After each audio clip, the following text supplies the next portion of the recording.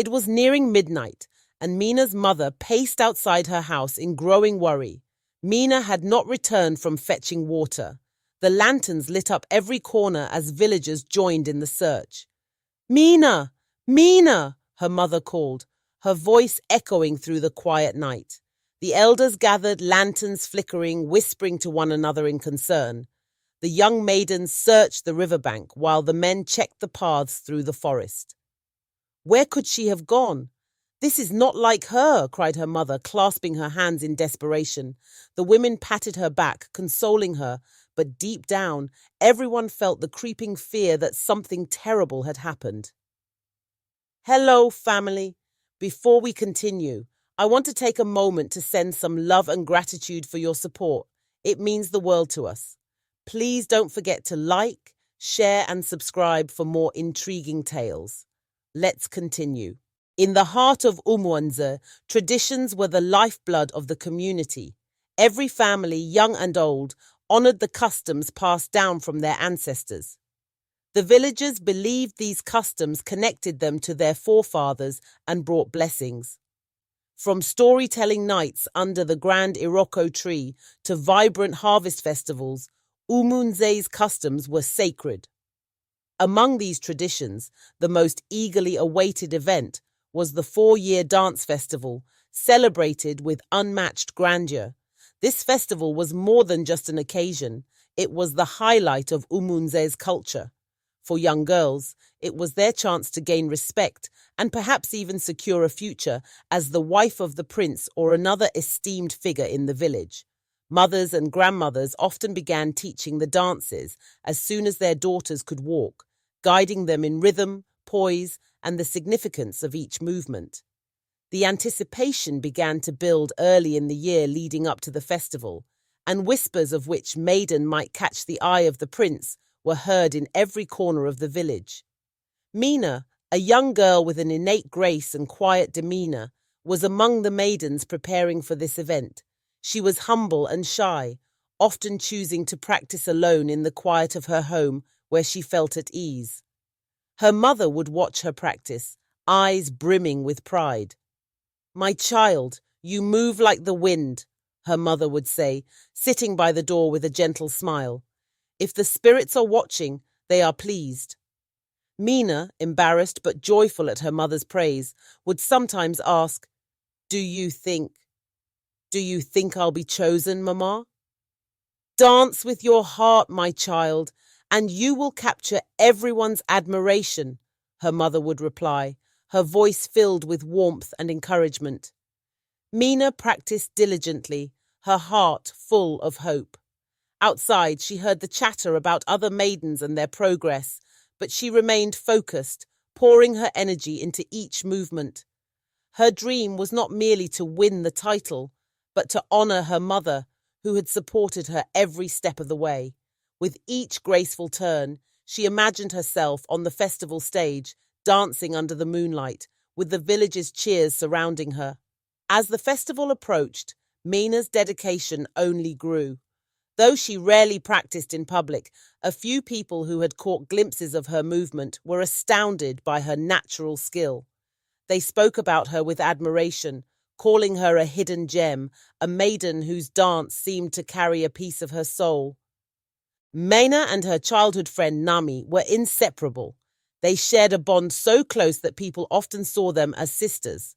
Nami was lively and determined, always pushing herself in every aspect, including her dancing. She admired Mena's grace and often sought to match it with her own skill. They spent hours practicing together, sometimes in their favorite secluded spot by the river, other times near their homes where they could encourage one another. "Nami, imagine when we both step onto that stage. Maybe we'll both be chosen," Mena would say with excitement shining in her eyes. "We'll be the best dancers Umu-Nze has ever seen," Nami would reply, laughing and determined. Their conversations were filled with dreams of victory, of standing proudly before the village as the best dancers of their generation. Yet as the festival neared, an unexpected tension began to grow. While Mena's dancing seemed to improve naturally, Nami worked tirelessly, pushing herself until exhaustion, repeating steps until they were etched in her mind. Each time Nami danced, it was evident she was a skilled dancer, but Mina's effortless grace began to eclipse her friend's fierce precision. As the villagers whispered about the maidens who might win, Mina's name began to circulate. "Have you seen Mena dance?" they murmured with admiration. "There's something special about her. She moves like a leaf on the wind." Nami heard these whispers, and despite her friendship with Mena, a seed of envy began to grow. She struggled to contain it, feeling as though the praise for Mena somehow lessened her own worth. One evening, as they practiced together by the river, Mena noticed Nami's silence. "Nami, is something wrong?" Mena asked, tilting her head in concern. No, it's nothing, Mena." "Just tired from all the practice," Nami replied, trying to force a smile. Mena placed a reassuring hand on her friend's shoulder. "Don't worry, Nami. We'll both shine on the big day." But Nami couldn't shake the gnawing feeling of jealousy. The closer they drew to the festival, the heavier her heart became. She tried to remind herself that Mena was her friend, her confidant, and that she should be happy for her. However, the image of Mena basking in the praise of the crowd and possibly standing beside the prince as his chosen bride was too much to bear. "Why her?" Nami whispered to herself one night, clenching her fists. "Why does everyone think she's better?" The sun rose bright and warm on the day of the dance festival. The entire village of Umu-Nze buzzed with excitement as people prepared for the biggest event of the year. Men set up decorations, women prepared food, and children ran around, excited to see the dancers. The villagers wore their finest clothes, the air filled with the scent of spices, and the sound of drums reverberated through the village as everyone gathered near the large open square where the performances would take place. At the edge of the square, the maidens prepared themselves, adjusting their beaded anklets and fastening colourful sashes around their waists. Each maiden was beautiful, their garments adorned with intricate patterns and colourful fabric that symbolized the unity and culture of Umu-Nze. Among the maidens, Nami stood with her head held high, her eyes scanning the crowd, while Mena sat quietly to the side, breathing deeply to calm her nerves. "You look beautiful, my child.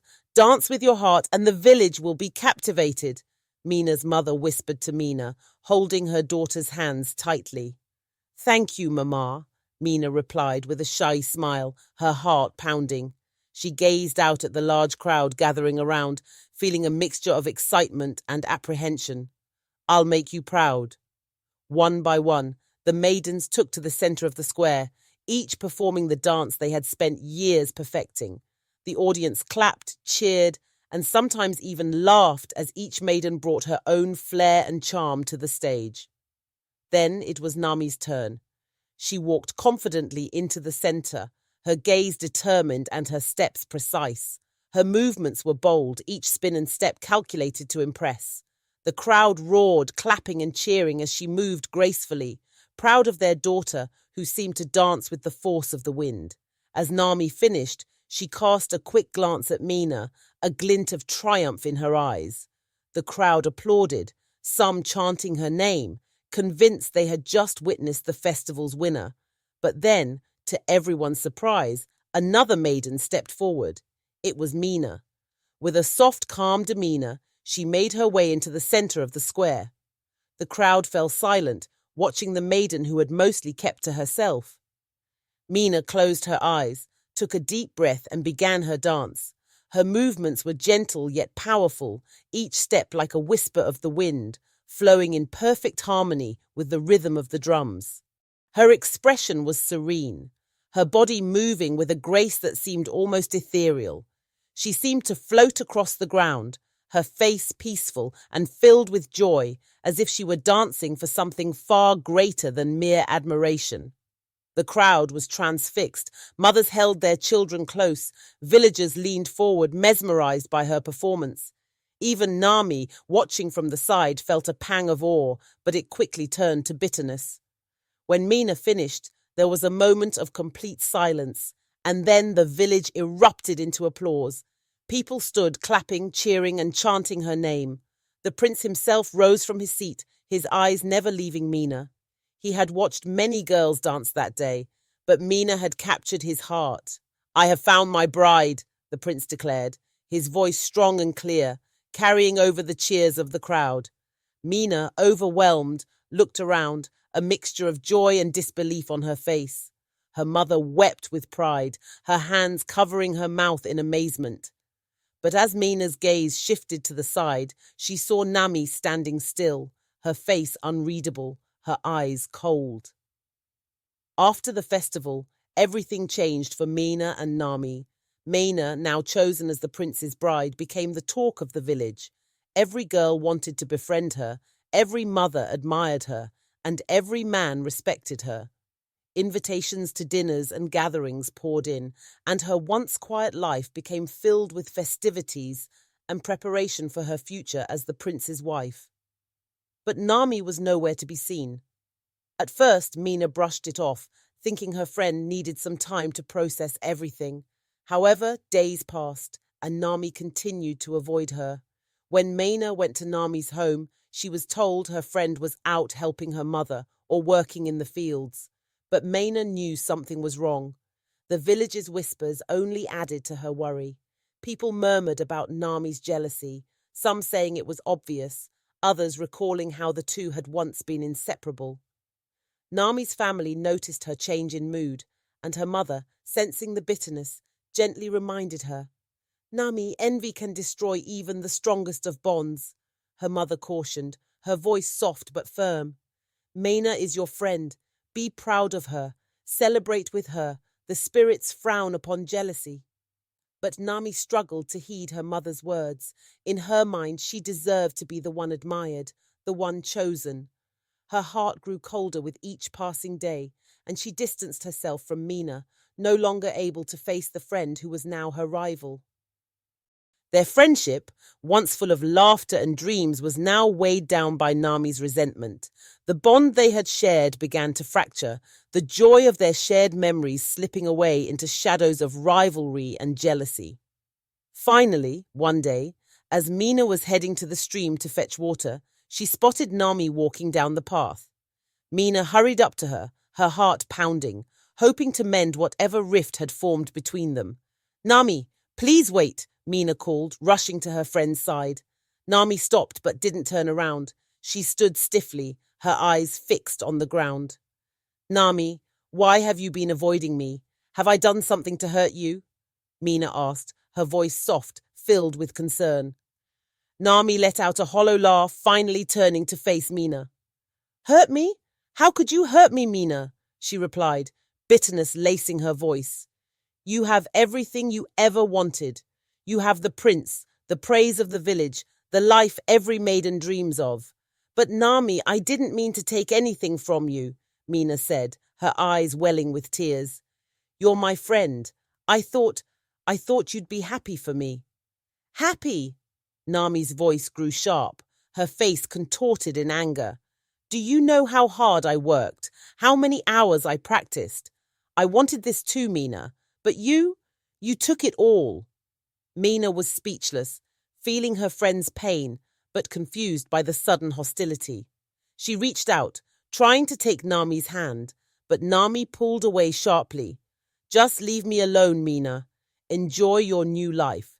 You don't need me anymore," Nami muttered, turning and walking away, leaving Mena standing alone on the path, heartbroken. From that day on, Nami's jealousy turned to resentment.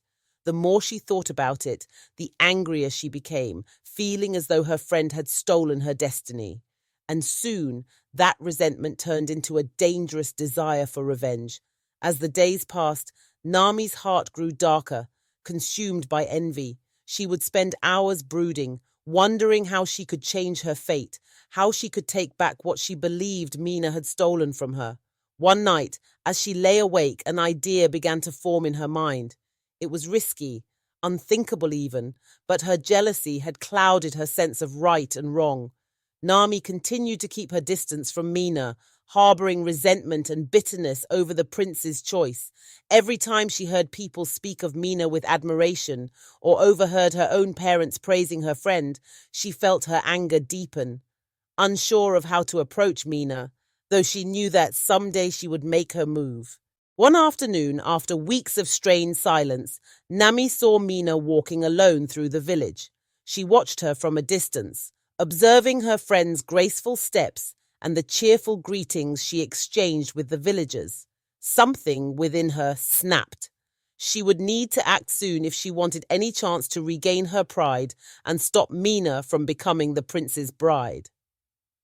Gathering her courage and calming her resentment, Nami walked over, calling Mena's name softly. Mena turned, surprised and relieved to see her friend approaching. Nami put on her warmest smile, though her heart raced as she rehearsed her plan in her head. "Mena," she began, her voice gentle, I've missed you." Mena's face brightened instantly, her eyes filling with hope. "Nami, I thought you were upset with me. I've missed you too. You've been avoiding me." Nami sighed, looking down, pretending to be ashamed. She took a deep breath and then looked back up at Mena, her expression somber. "I was upset, Mena. I can't lie. I wanted that honor too.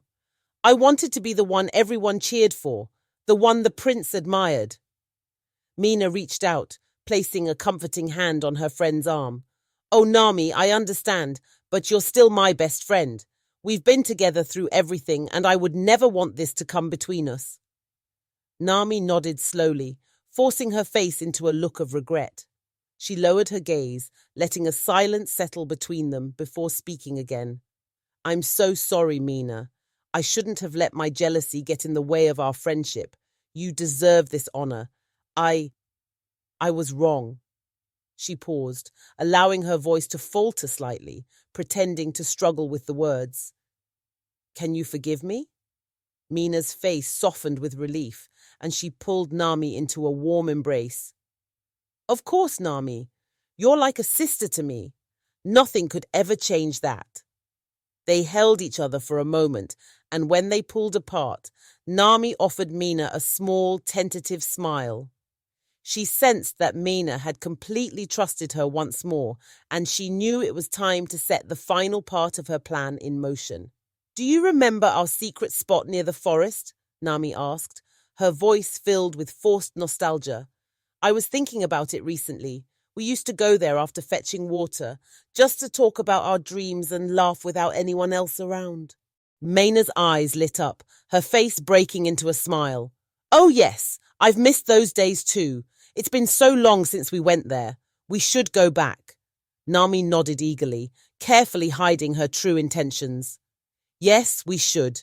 It's been too long, and I'd love to catch up, just the two of us. It'll be like old times." Mena agreed without hesitation, excited to rekindle their friendship in the place that held so many memories.